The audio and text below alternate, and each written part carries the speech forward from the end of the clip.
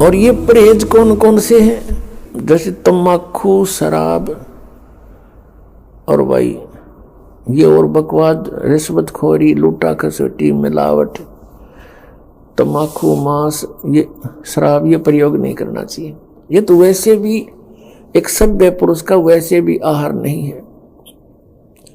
ठीक है, हम कुसंगत घनी फैल गई अपने समाज में, मानव समाज में, और बच्चे देखम देखा फिर एक ये नकल बहुत जल्दी कर लेते हैं।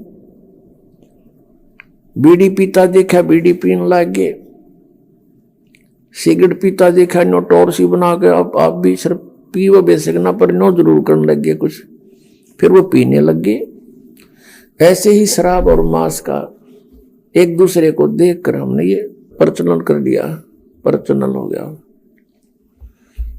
पुण्यात्माओं, अब हम शुभ संस्कारी बनेंगे, शुभ अच्छे कर्म करेंगे, और हम जब अच्छे कर्म करेंगे तो हमें देख देख कर समाज भी हमें देखकर अच्छे कर्म शुरू करेगा। बच्चे सत्संग में आएंगे, यहाँ ज्ञान सुनेंगे, फिर आप जो यहाँ से तैयार करके भेजे जाते हो अपने अपने घर गांव नगर में, आपके व्यवहार विचारों को देखकर अड़ोस पड़ोस के बच्चों पर भी अच्छा असर पड़ेगा। तो एक समाज भी सुधरेगा और कल्याण भी होगा। और फिर दूसरी मर्यादा कौन सी है? आन उपासना नहीं करनी। आन उपासना कौन सी है? जो दास बताओ वही करोगे। और दास के क्या बताएगा? जो हमारे सदग्रंथ बताते हैं। ये दास एक टीचर है, आप विद्यार्थी हैं, और इस आध्यात्मिक मार्ग का जो सिलेबस है वो हमारे सदग्रंथ हैं, पवित्र चारों वेद, पवित्र श्रीमद् भगवत गीता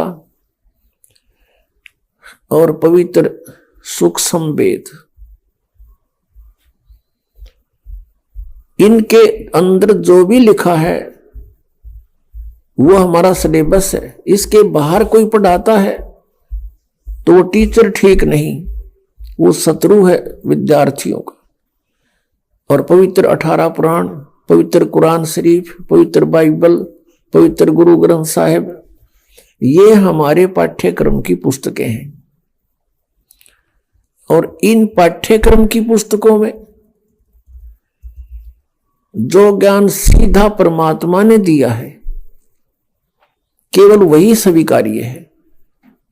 और फिर जिनको परमात्मा आकर प्राप्त हुए अपने विधान अनुसार, उन नेक आत्माओं को, और उन्होंने जो परमात्मा परमेश्वर को देखा सचखंड में, सतलोक में, और फिर सब स्थिति से वो परिचित हुए, उन्होंने फिर जो ज्ञान अपनी अमृतवाणी में लिखा है वो ज्ञान हमें मान्य है। उसके साथ साथ जैसे 18 पुराण ये सहयोगी ज्ञान है सृष्टि रचना को समझने के लिए। बाकी 18 पुराणों का इस भक्ति मार्ग में कोई योगदान नहीं है। भक्ति मार्ग में योगदान है पवित्र गीता जी, पवित्र 5 वेद, 4 वेद तो आपके सामने है, वेल नोन है, और 5वां जो सच्चिदानंद ब्रह्म की वाणी उन्होंने खुद अपने मुख से आकर बोला है और यहां आकर रहे हैं, वो वाणी ये है हमारे भक्ति के मार्ग के सदग्रंथ। इसके अतिरिक्त जैसे पुराण है, कुरान है, और जैसे कुरान शरीफ में जो ज्ञान दिया है ब्रह्म ने हजरत मोहम्मद जी को सीधा, वो ज्ञान बिल्कुल सही है। उसके अतिरिक्त किसी फरिश्ते ने प्रवेश करके बोला है तो फरिश्ते की आदेश हमें स्वीकार्य नहीं, केवल परमात्मा का जो ज्ञान है वही हमें स्वीकार्य है। जैसे पुराणों के अंदर ब्रह्मा जी ने अपना अनुभव, कुछ वेदों का ज्ञान मिक्स, और कुछ पूर्ण परमात्मा ने आके जो उसे डिस्कस की थी वो ज्ञान ले लिया थोड़ा सा,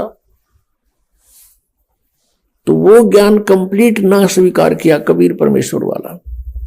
अपना अनुभव, वेदों को जैसा उसने समझा वो ज्ञान मिला करके वेद, ये पुराणों का ज्ञान सुना दिया। फिर ब्रह्मा जी से सुने हुए ज्ञान को फिर अन्य ऋषि महर्षियों ने कुछ ब्रह्मा जी वाला ज्ञान, कुछ अपनी खिचड़ी बनाई और फिर आगे अलग पुराण की रचना कर दी। इस तरह ये 18 विभाग हो गए।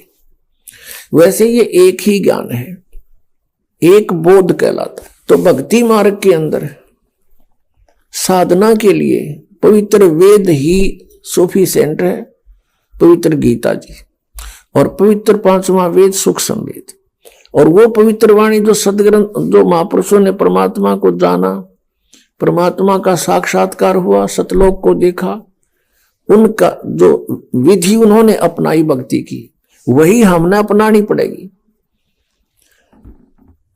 और तभी हम इस भक्ति मार्ग में सफल होंगे। इसके अतिरिक्त वे ऑफ वर्शिप यानी पूजा की विधि हमने पुराणों से नहीं लेनी है, हमने और किसी से नहीं ग्रहण करनी है।